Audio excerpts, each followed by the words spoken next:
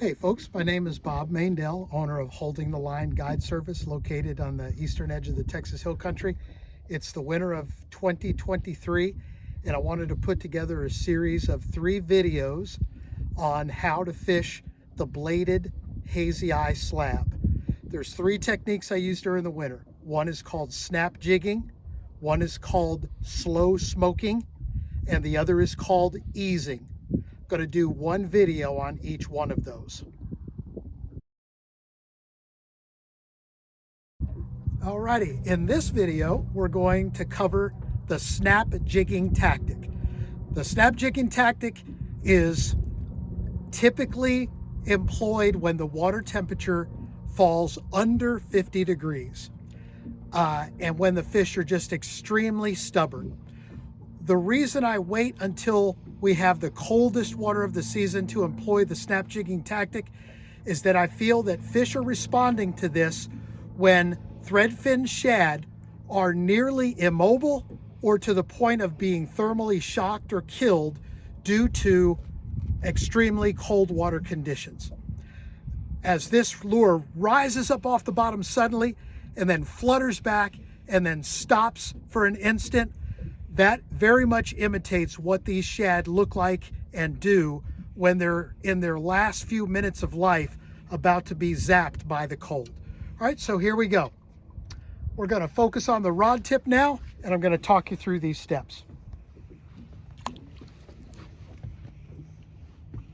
All right, so I've got my bait in the water. First off, I'm going to put my rod tip right on the water surface and try to keep it there as I lower my lure to the bottom by opening the bail and letting it free fall. All right, I know my lure's on the bottom because my line has gone slack and the line has stopped coming off the reel. I'm going to close the bail by hand. Please don't try to use the reel's handle to close your bail. It'll mess you up. Close the bail by hand. Now, with my rod tip right on the water, I'm going to very slowly turn the handle until I see my rod tip begin to bow down into the water, right there. That bow is caused because that fast tip of the rod is flexing under the weight of that slab, which is still resting on the bottom.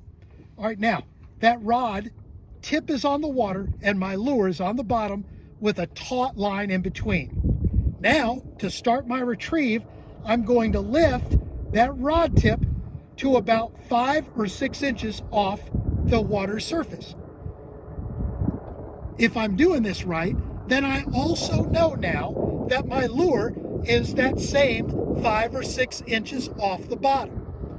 So I'm going to start from a dead stop, snap my rod tip up into the air about 18 to 22 inches, and then put it immediately back. Here we go. Snap and put it back and let that lure truly free fall. Do it again. Snap. Rod tip goes back. Snap. Rod tip right back. Now you'll notice if you watch closely, when the lure reaches the end of its tether, it pulls and flexes the rod tip. Right there. Right there. Right there. Okay? That free fall is extremely important. Here's what you don't want to do. You don't want to snap it up and then lower it back. Snap it up and lower it back. And you definitely don't just want to lift it and let it fall lazily. You want to snap it and put it right back. Snap it and put it right back. That's so that that thing free falls and has flutter and shimmy to it, just like a thermally shocked or killed shad does. All right, now, here's the next important thing. Once that rod tip reaches back to its original position and the lure reaches the end of its tether, you want to give it a full 2 to 3 second pause, like so. Snap it. 1, 2, 3. Snap. Feel the thud. 1, 2, 3. Snap it. Feel the thud. There. 1, 2, 3. Snap it. Feel the thud right there. 1, 2, 3. Almost all of your strikes on this snap jigging tactic are going to happen the instant that lure reaches the end of its tether and comes to rest. A few more strikes will occur during that first second or 2 or 3 that you hold it still. Those strikes are coming from fish that had to move a distance over to get to you.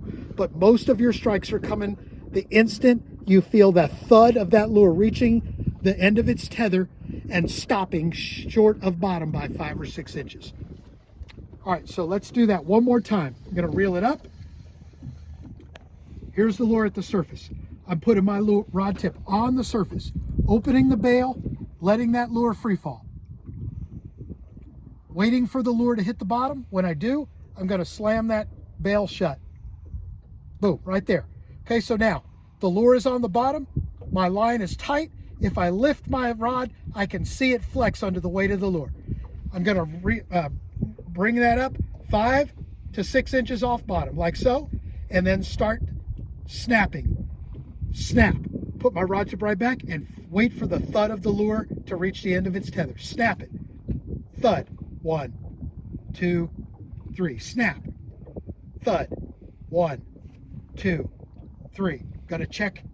I readjust because the bottom is not perfectly smooth and my trolling motor, even on spot lock, is moving me around. So I got to check every once in a while. Make sure I'm where I want to be. Adjust it 5 or 6 inches off bottom. Here we go again. Snap it. Thud. 1, 2, 3. Snap. Free fall. Thud. 1, 2, 3 second pause. Snap. Free fall. Thud. 1, 2, 3, and so on. Okay, gonna spend a few more minutes here just showing you what snap jigging tactic is gonna look like on Garmin Live Scope. So you can see my lure holding right in the middle. Now, all of this work is gonna be done very close to the bottom. So I'm gonna take and do a 2-finger spread and really zoom in on that lure so that I can see when the bottom changes so I can know if there's a fish approaching me. All right, so there's that lure. That's about 4 inches, 5 inches off the bottom. Here we go. Snap and let it fall. Come to a pause. 1, 2, there's a fish. Snap it. Let it fall. 1, 2, 3. Snap it. Let it fall. 1, 2, 3 full seconds. Snap it. Let it fall. 1, 2, 3. All right.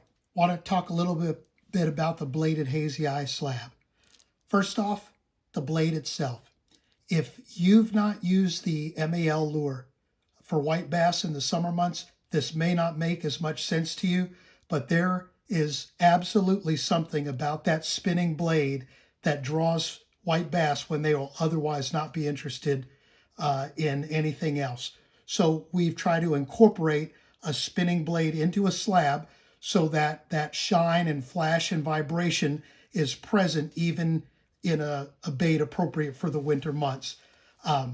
That is really the heart of this Bladed Hazy Eye Slab. That is attached with a swivel, so the package is small and tangle-free. All right, let's move our way on up. A quality VMC treble hook. On the smaller 3/8 ounce products, we use a number 6 treble, and on the 3/4 ounce and 5/8 ounce products, we're using a number 5 treble. Moving on up, the split ring itself. That is a stainless steel quality VMC split ring rated at 88 pound test, regardless of what size of slab you purchase. Next, the body itself.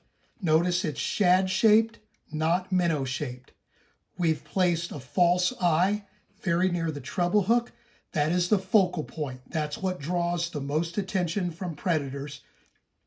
And we've chosen to use the base color, provide the base color by using powder coat. Never, never using paint or decals because they simply will not last. All right, these are both poured and powder coated and assembled in Texas.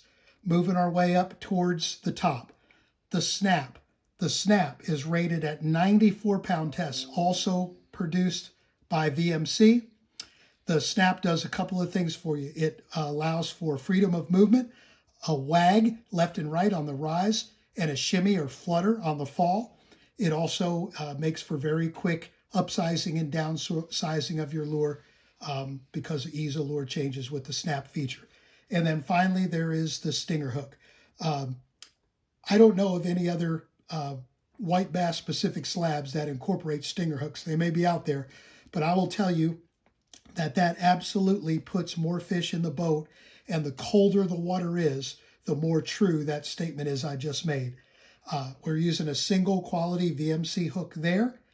There is a lightweight braided loop that allows that stinger hook to be vacuumed rearward when a fish opens its mouth, flares its gills, and sucks water to try to vacuum a prey fish, or in this case a slab, into its mouth. That will often be the very first thing that makes contact. Of the 3 slabbing techniques I've described, you're going to see your snap jigging tactic will produce the most fish on the stinger hook itself. All right, good luck with that technique.